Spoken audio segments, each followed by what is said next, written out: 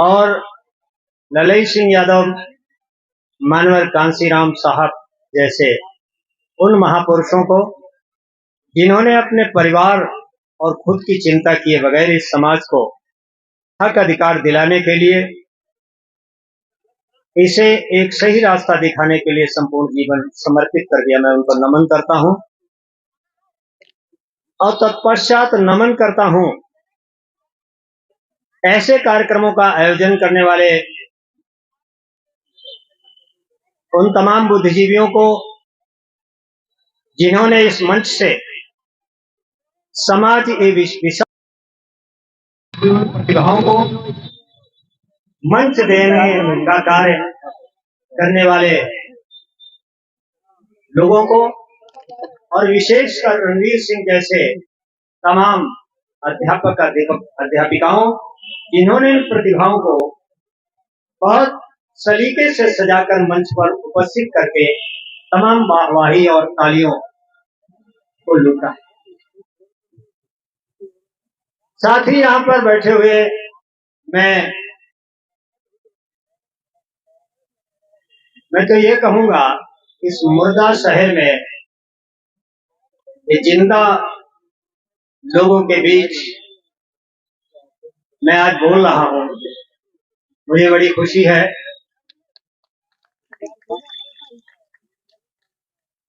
ये समाज मुर्दा हो चला है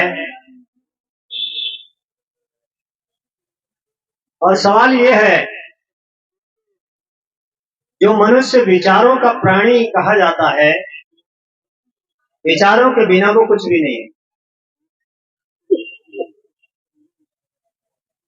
आपको हैरत होगी कि मनुष्य की पहचान ही विचारों से है, चाहे वो गौतम बुद्ध हो, चाहे अम्बेडकर जी हो, या अन्य कोई लोग हो। मैं जब यादवों के बीच बैठता हूं तो बोलता हूं, क्या आप सम्मान समाज में नहीं चाहते हैं? और यदि सम्मान चाहते हैं तो उसके लिए कुछ करना पड़ेगा। हरिपाल सिंह जी हमारे बीच बैठे हैं, वर्मा जी बैठे हैं। मुझे आश्चर्य होता है कि इस कारनामे की शुरुआत करने वाले तमाम पिछड़ी जातियों के लोग रहे हैं। मैं याद करूंगा छत्रपति साहू जी महाराज को, उन विषम परिस्थितियों में जिन्होंने 50% आरक्षण देकर के इस समाज को आगे बढ़ाने का काम किया। कर्पूरी ठाकुर को, जिन्होंने, शायद गांव में 1-2 मकान हुआ करते हैं नाई बिरादरी के लोगों को, और उन्होंने 26% आरक्षण देने का साहस किया। जबकि राम नरेश जैसे एक शक्तिशाली समाज में पैदा होकर भी 15% आरक्षण देगा मुलायम सिंह। ऐसे लोगों को मैं नमन करता हूं।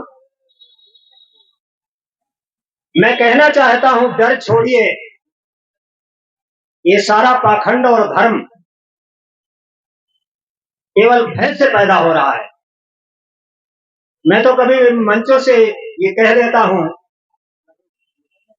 कि मैं इन 33 करोड़ देवताओं को चुनौती देता हूं, यदि इनमें कोई क्षमता है तो ये माइक जिससे मैं बोल रहा हूं, इसको 10 मिनट के लिए बंद करके दिखा दे, मैं उस देवता की पूजा करने लगूंगा। कोई क्षमता नहीं है, फर्जी देवता है सब। ये गढ़े गए हैं आपका शोषण करने के लिए, आप पर हुकूमत करने के लिए, आपके हक अधिकार डकारने के लिए, आपकी जेब पर डाका डालने के लिए। आप कब समझेंगे? साथियों, एक बात मैं कहना चाहता हूं, जो लोग जागे हुए हैं, जो सो रहे हैं, उनकी जिम्मेवारी कम है। जिम्मेवारी है जो लोग जागे हुए हैं, क्योंकि वो उस दर्द को समझते हैं, समाज के दर्द को। उनकी जिम्मेवारी है लोगों को जगाने के लिए। निकल पड़ो और निर्भय होकर निकलो, क्योंकि जब तक आप भय करते रहेंगे, आप कल्पना करें बाबा साहब ने अगर भय किया होता तो अपनी संतानों को क्यों गंवाते? किसके लिए गंवाया? परिवार को तमाम दुख तकलीफों के झेलने के बावजूद भी, संतानों को गंवाने के बाद भी, और कानून मंत्री के पद को हासिल करने के बाद भी, एक विचार का तिरस्कार होने पर आपके लिए, आपको अधिकार देने के लिए पिछड़ों को अधिकार देने के लिए जो उन्होंने प्रस्ताव दिया था, और उसको न मानने पर कानून मंत्री के इतने बड़े पद से वो इस्तीफा दे देते हैं। आप थोड़ा सा निर्भीकता अपने अंदर नहीं ला सकते? मुझसे एक आदमी ने कहा, क्योंकि मैं कभी कभी मंच से कह देता हूँ, मैं 33 करोड़ देवताओं को चैलेंज करता हूँ, 15 मिनट के अंदर मेरी एक आंख खोल कर दिखा दे इसके अंदर ताकत। मेरे एक साथी ने कहा, आप अपनी आंख फोड़ने के लिए कहते हैं, तो मैंने क्या तुम्हें उम्मीद है मेरी फूट जाएगी? तुम्हारी कह दो तो तुम तो हमसे भिड़ जाओगे लाठी लेकर। इसलिए मैं अपनी कहता हूँ, रिस्क मैं लेता हूँ, तुम क्यों डरते हो? तो मैंने कहा, चलिए मैं आज से नहीं बोलूंगा, मैं ये बोलूंगा मुझे 10 लाख रुपए की आवश्यकता है, जरा हनुमान जी मुझे उपलब्ध करा दो। संभव है? बिल्कुल संभव नहीं। भाग्य भगवान से लेकर के जितने भी देवी देवता है पाखंड की जड़ है, इसका परित्याग हमारे समाज को करना ही होगा। और जब तक हम शिक्षा पर अपनी आमदनी का बड़ा हिस्सा नहीं खर्च करेंगे, और वो शिक्षा भी जिस पर मेरा अधिकार हो, मेरे हिसाब से शिक्षा दी जाए, शिक्षा सही माने में तब आगे बढ़ेगी, और सही शिक्षा वही होगी। एक बात और मैं कहना चाहता हूं कि विद्या की जो परिभाषा लिखी है पहले के पूर्वजों ने, विद्वानों ने, उन्होंने लिखा है सा विद्या या विमुक्त है, जो आपको हर समस्या का समाधान देने में सक्षम हो, वही विद्या है।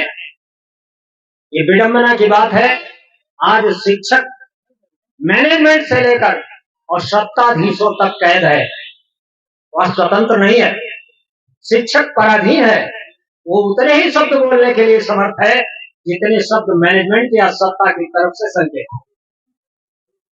वो बंदिशों के अंदर है, गुलामी में जी रहा है, गुलामी की सांस लेकर के स्वतंत्र शिक्षा नहीं दी जा सकती जब तक शिक्षक स्वयं स्वतंत्र न हो।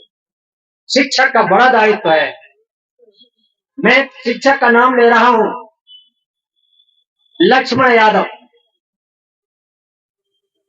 उसने बंदिशों के भीतर जीना स्वीकार नहीं किया। उसने कहा, मेरा जमीर कहता है कि आज वक्त है समाज को जगाने के लिए, निकलो।